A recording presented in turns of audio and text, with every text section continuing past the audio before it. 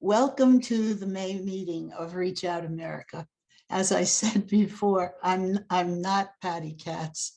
I'm Sandy Sallet, a past president of Reach Out America. Patty is away on a vacation. The news outlets have been consumed by three issues: the war in Ukraine, which was started in February by Putin's invasion in to take control of a free and democratic country. Ukraine has responded magnificently, and so has the rest of the Western world. And we must really say that President Biden did a pretty good job at this, of getting our allies together again after the previous administration. His invasion really is very reminiscent of Hitler's incursion into Czechoslovakia.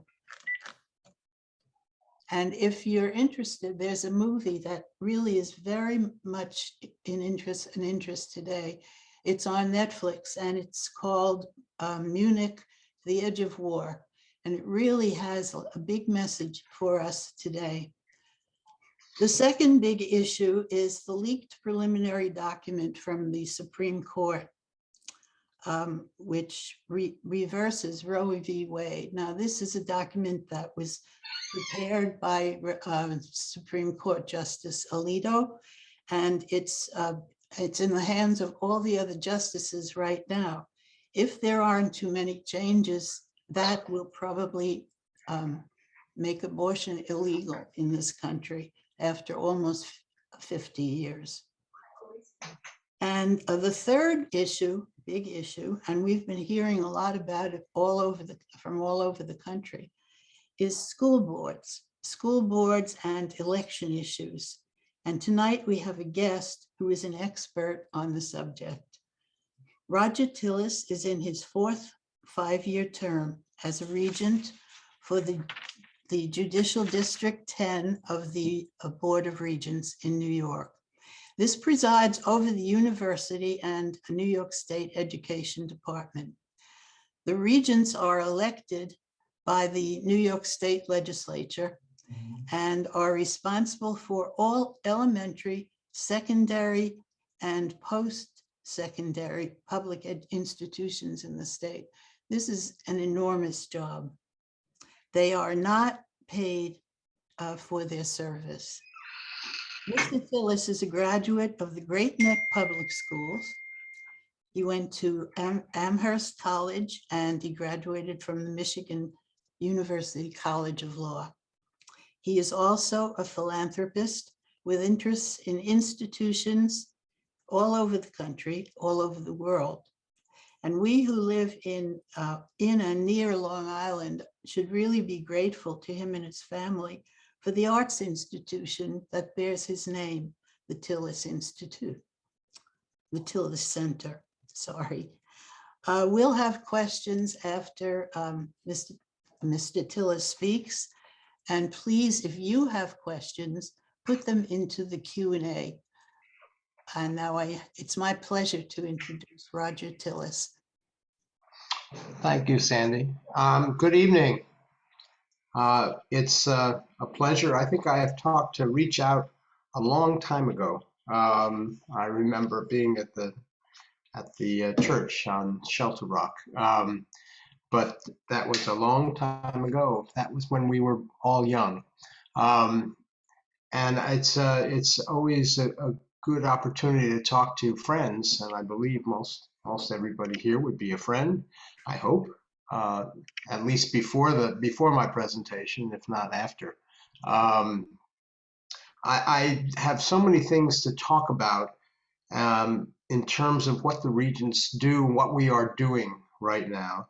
And I would like to leave a lot of room for questions. So I'm going to try to go pretty quickly through some of the issues that we're dealing with, and then let you ask as many questions as you want. Right now, the regents are in a number of issues. Charter schools, for one, the diversity, equity, and inclusion professional practices, graduation requirements, curriculum, standards, state aid, among others. And so I thought I would just briefly go through a couple of those, or all of them if I can. The issue that has caught us up into more public eye is our diversity, equity, and inclusion program, which we suggested to school districts a year ago. And it is nothing more than what school districts for the most part on Long Island have been doing for quite some time. And even when I was a student, we're doing a lot of those things. It has been, however, confused with a misguided view of the critical race theory, which is something that is used in some higher education institutions. And it talks about institutionalized racism, which should cause one to feel guilty, because I'm getting calls from people, why do you want my kid to feel guilty? And I said, so this is my explanation. This is an easy one for me. I grew up in Great Neck. Great Neck had all the advantages of the world. We had great teachers, great schools, we had parent involvement, we had everything, and a great childhood and great education. I have since learned that the zoning on Long Island, which is created by governmental institutions, is less than fair in many cases, and has created pockets of poverty that are very apparent to anyone who sees what Long Island looks like. You have a town like Wyandanch directly next door to Half Hollow Hills School District. You have Garden City and Hempstead, cheek to jowl. You have Westbury and Jericho right next to each other. And what happened is that this is with great deal of thought, the zoning boards created these pockets of poverty. At the same time, we were involved, my family was involved with the development of Levittown. My father, by happenstance, had a piece of land that was in the middle of what Bill Levitt was going to build in Levittown. And although he was asked to sell it to Bill Levitt, he said, well, if they're going to build a lot of houses, we're going to build a shopping center. And so he built the shopping center. He didn't know at that time that the GI Bill wouldn't allow Black soldiers to take advantage of the GI Bill, or to take the loans that the Federal Housing Authority had, or that there were restrictive covenants in the Levittown purchasing of homes. We didn't know that. We know it now. We didn't know about the zonings, institutional zonings, although my family was in the process of developing a lot of important sites on Long Island. And it became very apparent to me when I returned to the company that there was a real sense that they didn't want those people, whoever those people were, to be in their communities. And when I became a chair of the Long Island Regional Planning Board, it became very clear that the zonings were done with malice aforethought. When I became a regent and I saw what the results of those zonings were, I saw that schools of great need were right next to some of the best performing schools in the country. And it had to do more with the economics and the zoning than anything else. So anyone who tells me that there is no institutional racism is just misguided. I've been involved with situations that certainly had institutional racism. Now, I grew up in Great Neck, as I said.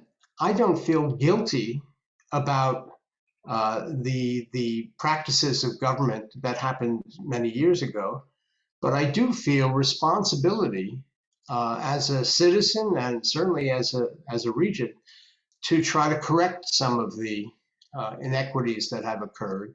And that's what I have been trying to do. And that's what diversity, equity, and inclusion is. I want kids to know what the background is. I want them to know what the history is. Not that they should feel guilty about it, but that they should do something about it. And that's what, I guess, growing up in Great Neck in the 60s, we learned that we need to be more active in decision making. And so whether it was Martin Luther King speech in Washington or whatever else we were doing as high school students, we certainly got involved, and certainly in college afterwards. So that's what DEI is about. There are a whole group of people that I have been talking to that want to confuse the issue of critical race theory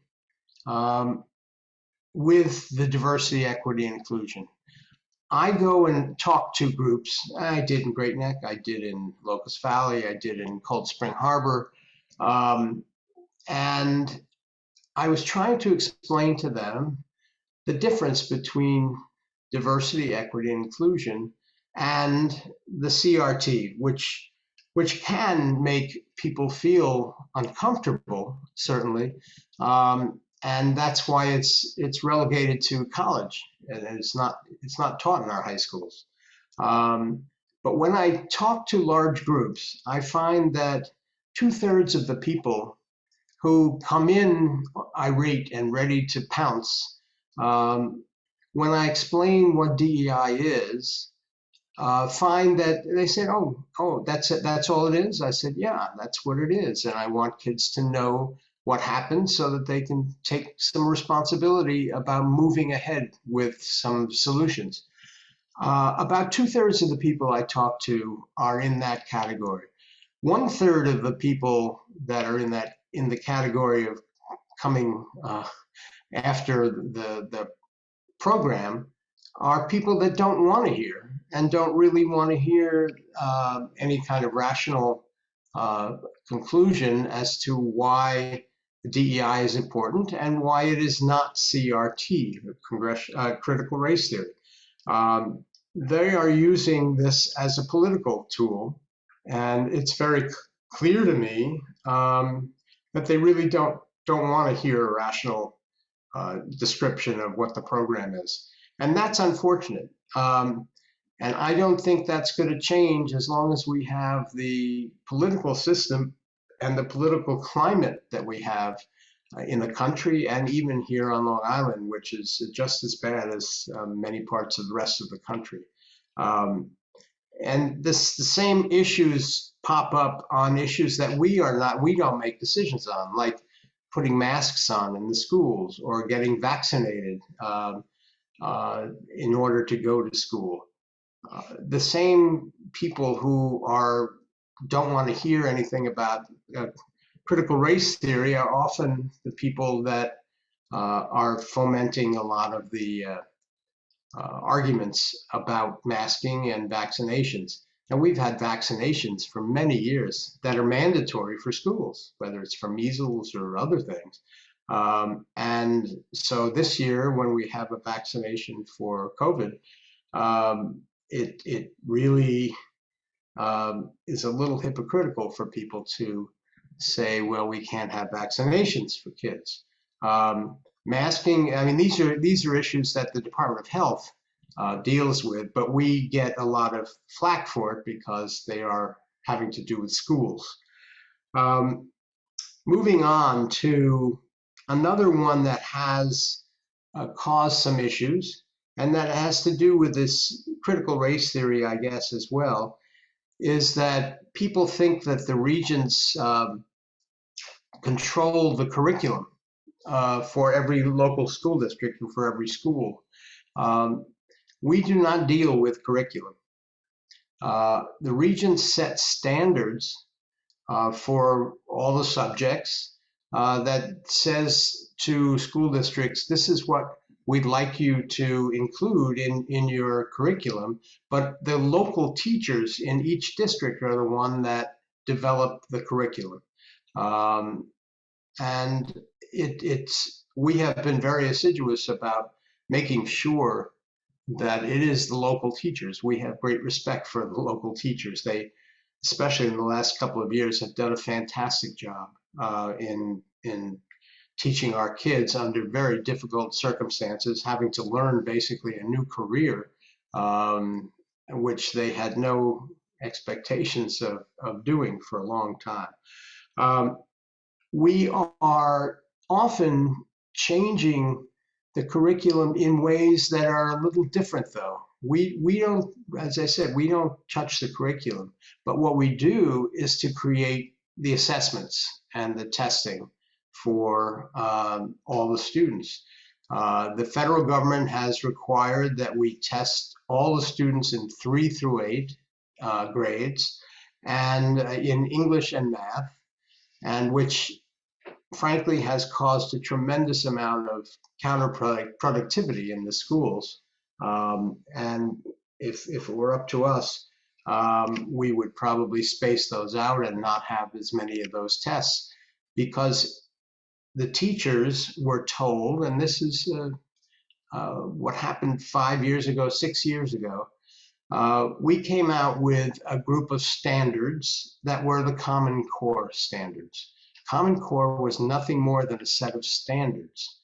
At the same time, though, the state rolled out an evaluation of teachers, new format that was plugged into student test scores for the subjects that were tested. Some of us were very much opposed to that, and right from the beginning, we're talking about how counterproductive it is to have student test scores be the measure of teacher performance, because there are so many variables that it really was unfair and created a situation where the morale of the teaching staff went significantly down over a period of 2 or 3 years, and I'm not sure it has ever really recovered. We can also gauge how important that was because our education schools, which train the teachers for the future, are down 40% in New York State in the last 5 or 6 years. People don't want to become teachers, and we've got to change that because we are going to have very, very shortly, if we already don't have in certain subjects, a real shortage of teachers. We have to, and it's not necessarily the pay. I think it is more the morale, and it's more of how we look at teachers. In Europe, in many cases around the districts that do very well in Europe are those that treat teachers as the highest profession. I don't think that happens here in the United States. And Long Island, which has probably the best schools in the country, if not certainly not in New York State, does very well, but we are an anomaly in New York. We have 126 school districts on Long Island, which in itself is crazy. We should be having far fewer districts, not so much that we're going to save money, because that's a misguided thought. When districts consolidate with each other, they never take the pay schedule of the lowest district. They always take the pay schedule of the highest district. So everybody's going to move up to that higher level pay scale. But why I think consolidation is important is that it opens up the door for more offerings for students. that they have more choices and more opportunities to take AP courses, for instance, and other specialty courses if you have a larger threshold of students. I think that's important, and until we have a situation where there are real incentives to do that, we're not going to have too many consolidations in New York. It's been proven that we don't. In fact, I was on the State Board of Education in Michigan 40 years ago, and they tried consolidating school districts there because they had a tremendous number of school districts. And for a variety of reasons, it just never took hold. Yeah, we got one or two combined that were helpful, but people didn't want to lose their local control of their districts, and frankly, in some cases, just didn't want those kids to be mixed with their kids. I have a mentor, and I've been very lucky. This is my 18th year as a regent, which is 5 years longer than any other regent, and that's in seniority, not in terms of intellectual capacity, for sure. But I find that the way that people look at governing in New York State, a lot of the problems we have are due to the way we have a system of local control. Local control is the same thing as democracy in action. And it's very, very hard to change democracy in action. And that's why we don't have school boards merging with each other with a hammer over their head. Maybe they would do it if they have some incentives. And that's happened in a couple of cases. But frankly, local control has caused some of the biggest problems we have. We have 126 school districts on Long Island, and I would say outside of 6 or 7 districts, which are very high need districts, we have some outstanding districts, and 120 plus are in the top, whatever it is, percent of schools in the country and on Long Island. You'll see every now and then you'll see a list of schools ranked, and I don't like the rankings much, but whatever rankings there are show that we have many, many high schools that are in the top 100 schools of the country, not of Long Island.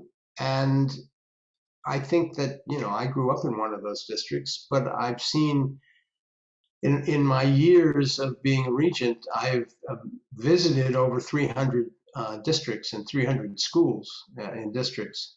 And that's the part of the job that I like the best. Unfortunately, with the pandemic, it's been more difficult to get out to the schools, and I miss that. So I have to content myself with Zoom meetings and trying to create policy without being with kids, and which I really like. I've been very fortunate, though, right from the beginning, to have a group of 6 or 7 superintendents from Long Island that I meet with every couple of weeks.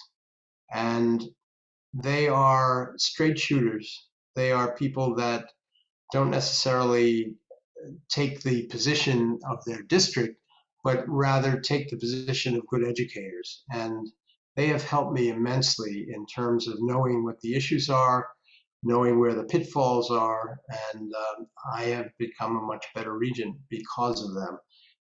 One of those is a former superintendent in Rockville Center, which has a very mixed student base. And it's interesting, right from the very beginning, 18 years ago, he kept saying, and he keeps saying, those students are our students, and they're all our students. And that if we don't treat them as our students, then we are failing no matter how good our school district is. And he has followed that up by retiring from Rockville Center and becoming a mentor and monitor in Hempstead, which is one of the districts that really needs a lot of help. And he has been a tremendous asset to that district because of his attitude that those kids are our kids. And I've had that in my head from the day I became a regent, and we have to. My terms are very interesting. We have to deal with state aid. In fact, the regents create the first state aid package that goes then to the governor, then the governor's goes to the legislature, and then they negotiate as to what comes out. And very often the regent's state aid package is one that is taken and is used. I have had a conflict more than any other regent because we have some of the regent's twofold mission is excellence and equity. And we certainly have a lot of excellent schools. We have probably the best, certainly the best in the state. And we want to keep that level of excellence. But at the same time, I realize, and my whole philosophy is that equity is equally important, and we have to make sure that those kids are our kids. And so when we recommend state aid packages to the governor and the legislature, we have to take that into account. We can't put all the money into creating more excellence in our great schools, but rather we have to make sure that the schools that are not as excellent can catch up. And that's where I say, I think this is where the diversity, equity, and inclusion issues have really helped me to understand that. And I think that's why I want to have kids understand that. Talking about graduation requirements and curriculum, the regents are making a very concerted effort, and I must say that I had a lot to do with the start of it. When I became a regent, I learned that the regents tests are now used for high stakes. You have to pass 5 regents tests in order to graduate from high school. When I was a kid, if you passed the regents test, you qualified for a state scholarship for a New York school. That has changed about 25 years ago. The problem is that those tests they are content tests in math, English, science, social studies, and they are often bubble tests that, where a student can check off a box.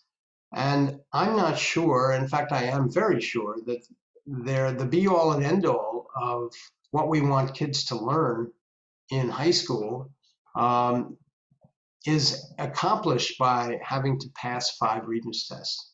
And it came to me 5 or 6 years ago, a whole group of special ed parents.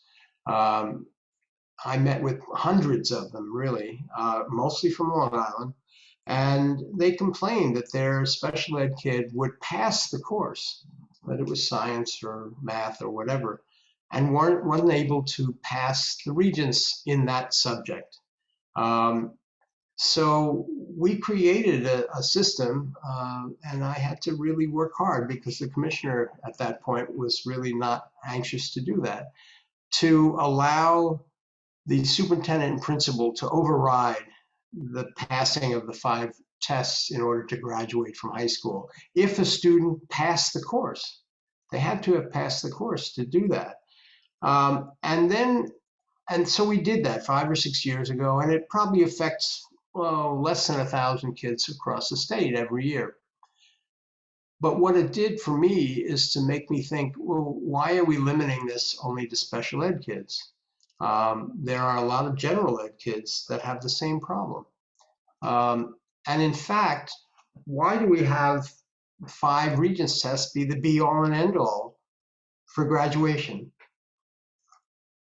I convinced the other members of the Board of Regents that we ought to look at this seriously. And we have had a series of about 30 different forums across the state to ask people of all kinds, parents and employers and students and teachers and administrators, what do we want kids to know when they graduate from high school? And amazingly, it is not algebra, it's not science specific, it is not social studies specific. Yes, we want them to know those subjects, but people want kids to know how to tell what's true and what's not true. Information literacy, very important, and we haven't had that. Financial literacy is another one, where kids who graduate high school have no clue as to what interest is, and yet they're taking out large student loans, and then they get hit with them later on in life, and they don't really understand. And that's just one area of financial literacy.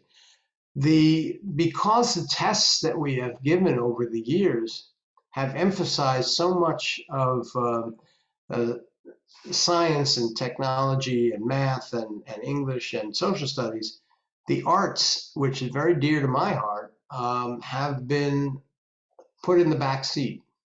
And we find that people around the state of all kinds want the arts back into the curriculum. I know it made a huge difference to me growing up to have the arts very much part of my life. And I can't imagine going through school and not having arts, which a lot of schools do. So those are things that we are about to, within the next 2 or 3 months, begin to deal with and change the curriculum, change the standards that we have, not the curriculum, by changing our tests, changing the Regents test to ones that include all of those things that I just mentioned. Creativity and problem solving is one of the big areas that we find that hasn't been addressed with bubble tests. They just haven't been addressed. So you'll see that probably over the next few months, that's going to be one of the main issues that we have. I'm going to move on to one other area before I open up for questions. Long Island hasn't had a terrific problem with charter schools, and yet it is coming, and it is coming. Charter schools are public schools that are choice for parents if their kids are in school districts and schools that don't perform very well. The problem is with charter schools outside of cities, there's almost 2 systems that you have to have for charter schools. In the city charter schools, the city is very large. We can have, 300 charter schools in New York City, and it wouldn't be more than 4 or 5% of the kids. And in fact, it wouldn't be more than 4 or 5% of the budget, more importantly. In Hempstead and Wyandanch, 2 of our highest needs districts, we have a situation where charter schools have been formed, and they are going to take over 35% of the budget of those school districts. They are public schools, but they get the benefit of having the money go to them, and a school district can't make that up if they're not a city. They can't make up the fact that, because they still have to have the programs that are required by the state, whether it's curriculum instruction, they have to have an HR department, they have to have certain things that you can't amortize with the loss of 35% of your budget. And that is about to really hit the fan when it comes to at least 2 of our districts on Long Island, with Hempstead and Wyandanch being those districts. There are other charter schools that are now just been started in Bayshore and Brentwood, and they are going to begin to eat away at that public school budget. Roosevelt and Freeport also have local charter schools. I understand that a parent would like to have choice, and therefore if I were in those districts, I would probably want to move to a charter school as well if the district was failing my kid. And I'll come back to that in a second. But at the same time, it hurts all the other kids to have the charter schools sucking the main part of the budget out into the charter schools without having to accommodate all the institutional things that have to go on in a district. When I mention the difficult schools, and I'll end with this, I guess one of the things that the only perk that I get, we don't get paid, but I get paid in the satisfaction of being in over 250 elementary schools over the course of the 18 years, probably more than that. And I get to read poems to third and fourth grade kids. I did that in Great Neck with my own kids, and I had a great time doing that, and I think the kids did as well. And I got asked back several times a year to do that for my kids. When I became a regent, my kids had moved on to high school, and I couldn't really go into their high school class and read the kinds of poems that I enjoy doing. So whenever I go to a school district and they want me to see this program or that program, I get to read poems to fourth and fifth grade kids. And to me, that's the perk that I like the best. That's one I missed the most over the last couple of years. But I like that the best. I really have a good time doing it. And as I said, that's the only perk that I get. The first year I became a regent, I went to Central Islip, which is one of the districts that is the highest need districts, and read poems to fourth grade kids, I believe. And they were so enthusiastic and they were so smart. And this is a virtually 100% minority district. And they got it. They got it. And I asked them at the end of that session, well, how many of you want to go into college? And yes, every hand went up. I want to go to college. I'm not sure that it was any different than going to Disney World at that point, but nevertheless, they were excited about it and they were enthusiastic about learning the poems. They were memorizing, they were interacting, etc. When I went to the 9th grade in that district, I'm assuming the superintendent was putting me in the best class in 9th grade, best teacher, and I saw nothing going on. I saw a class of 25 kids with no interaction, the kids having nothing to do with really the teacher. There was really nothing going on. And I asked the kids, how many of you want to go into college? And I got 3 hands out of that group. And I was really depressed. This was, again, the first few months I was a regent. And I went and talked to, as I often do, to a group of honor students that the superintendent sets me up with. And I asked them questions about the school and what they like. And I said, what happens between 4th grade and 9th grade in Central Islip? It just doesn't make sense to me. And they said, well, it does make sense. For one, when you move to a middle school and a high school from elementary school, you have not one teacher who is responsible for you and cares for you.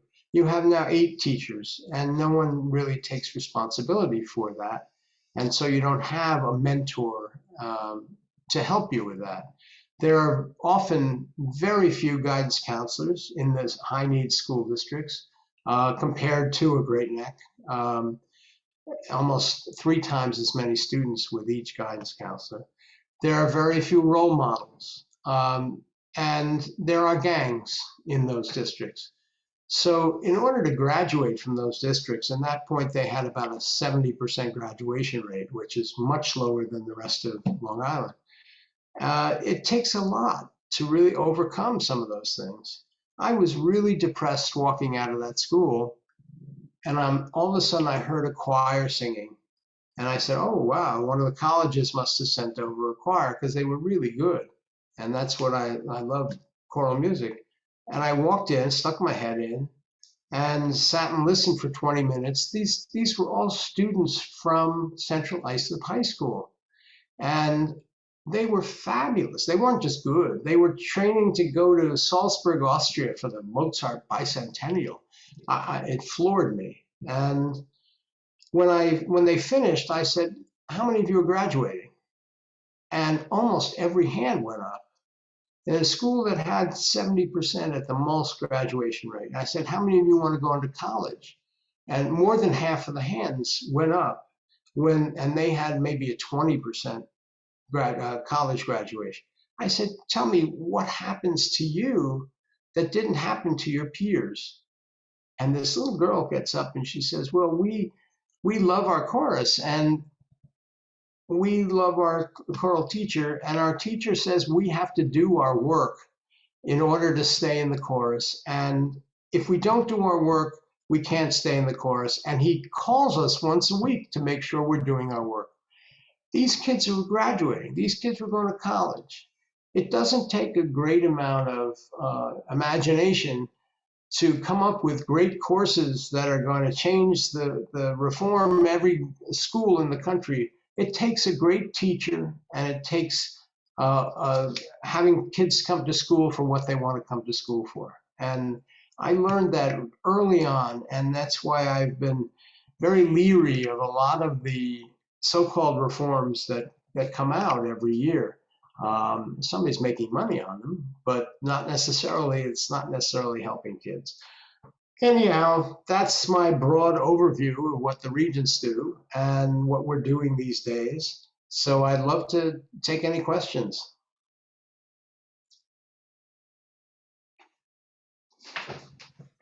I'm not sure. Yes, I think I'm now on screen. I was told by someone who was watching that I was not. I really want to thank you because you have answered many of the questions that we had already. I think that what's going on in school boards around the country is really, really very, very, it makes me feel terrible. It really does. They're talking about banning books. They're talking about taking some information out of books.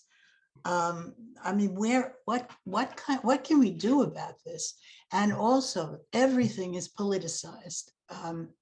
Politics is in school board meetings. It's just a shame. What It can we really do is. about it? It really is a shame. And it's more than a shame. It's part of an organized national effort by political groups to politicize school board elections. They did it about 20 years. The Koch brothers, for instance, have put a lot of money, millions of dollars, into retraining and revising school boards. And I learned it last year when Smithtown was having a school board election. And I saw a flyer that came out that was really critical of a couple of the board members who were running because they were for race theory, and which is really not what they were doing. But they colluded to have the anti racial tones to it at the same time as they also threw in George Soros to make sure that there were anti-Semitic tones as well. Well, and this was paid for by this national group, this flyer that went out. I saw the flyer. And there's nothing you can really do about it. And unfortunately, the two good school board members lost the election to two new people who were coming in and for political reasons changed that school board. This is happening all over Long Island and across the country. And it is a frightening thing. There are beginning to have people pushing back on it.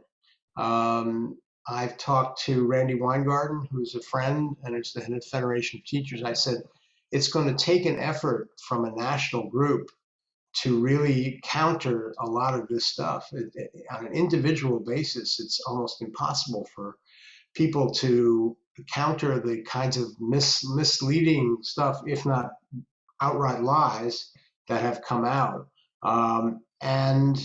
So I think we're going to see some national pushback on that. And I certainly hope so. I hope so quickly, because I've seen good school board members decide not even to run because they don't want to run into that kind of buzzsaw in a school board race, and they shouldn't have to be. They wanted to be dedicated people, and it could be that this is the same group that I told you about. A third of the people of the critical race theory and the masking and whatever else are also the ones who are banning books, and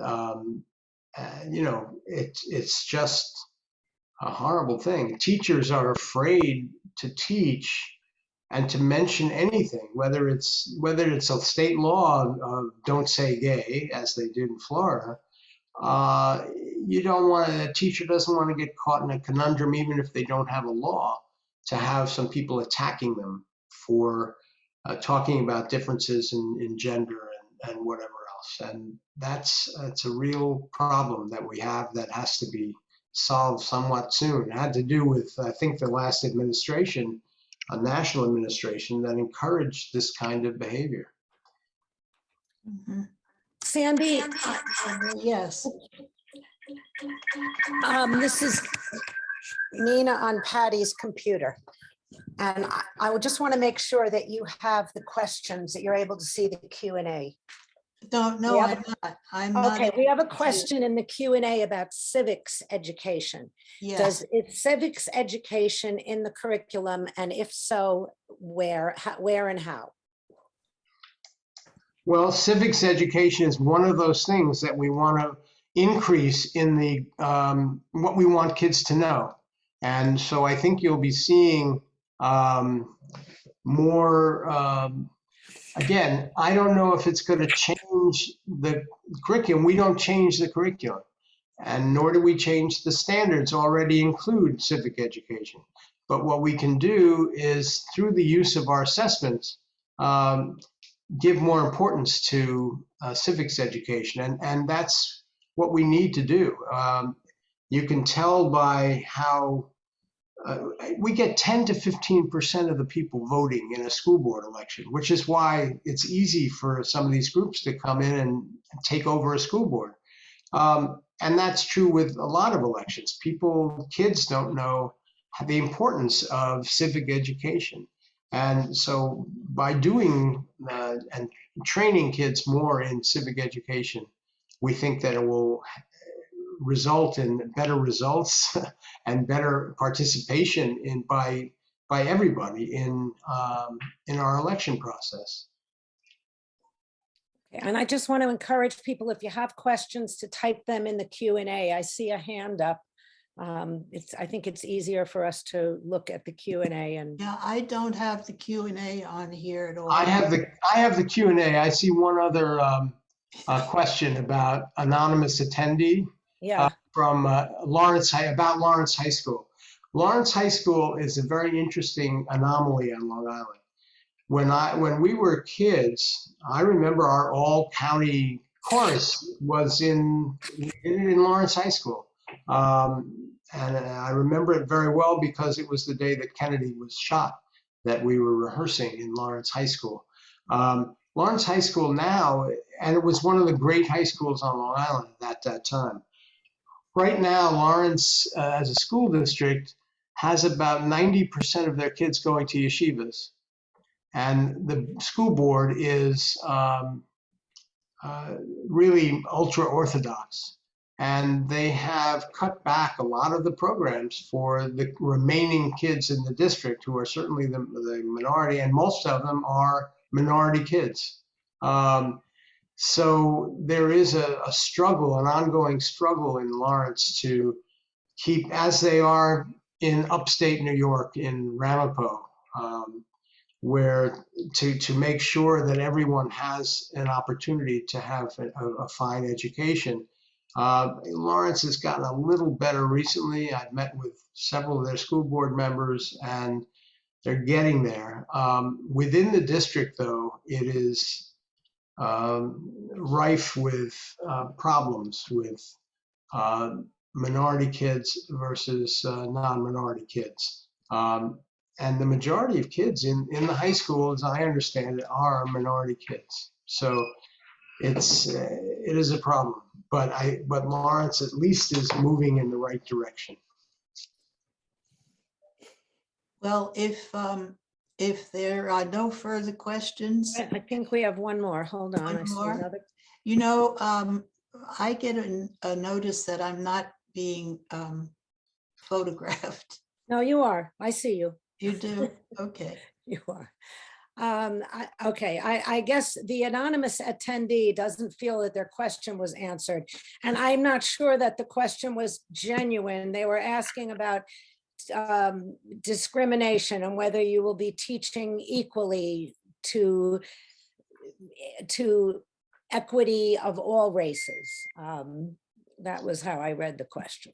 I can't answer the question because I don't get into the curriculum of the district, specific curriculum, or how the district handles discriminatory practices. I really don't know. If we get a complaint about it, it usually goes right to the commissioner, and the commissioner has the ability to go in and make a decision about some aspect of what the school district is doing.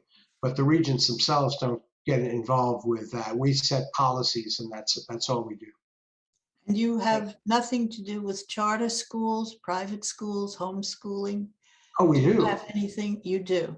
Yeah, charter, as I said, the charter schools in New York, I was telling you about Hempstead and Wyandanch and the difficulties that they're having.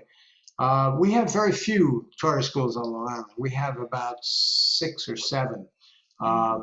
And other than Hempstead and Wyandanch, they really haven't caused any big problems because they're scattered. And one of them in Riverhead, for instance, has 29 districts feeding into that charter school. So it's not affecting any one district very badly.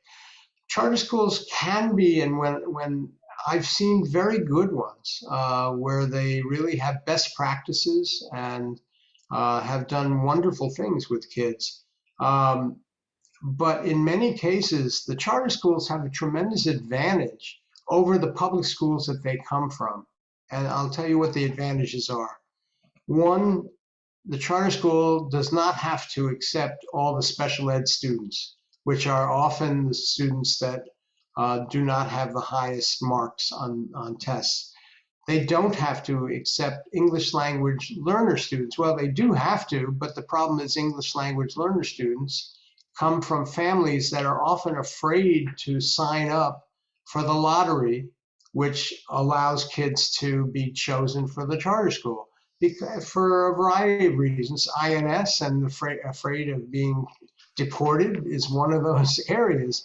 And the third is, if a student acts up in public school, they get suspended for 2 or 3 days, and the public school has to take them back into the school. In a charter school, if a kid acts up, they are out. They go back to the school that they came from, which is a tremendous advantage, so that the class might start with 40 kids, the cohort, and by the time they graduate, it might be 25 kids, because they've gotten rid of the kids that are causing the biggest problems. They don't have to take a lot of the students that bring down the scores. And the amazing thing is that even with those advantages, a lot of charter schools around the state don't do as well as the public school they came from. And that, to me, is a shanda, as they say. It is something that doesn't deserve attention. The problem is, and there are bills in now in the legislature to try to correct it, when the charter school system was set up, for political reasons, the regents approve half of the charter schools, and the SUNY board approves the other half of the charter schools. The regents have very, very strict parameters as to why a school should be started. SUNY doesn't have a lot of those parameters, and they slide under the door. If anybody has a problem with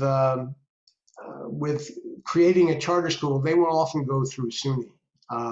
We're trying to change that. There should be only one chartering operation. It should be the Regents. Mr. Tillis, we're almost out of time. I want to thank you for a very interesting and illuminating talk.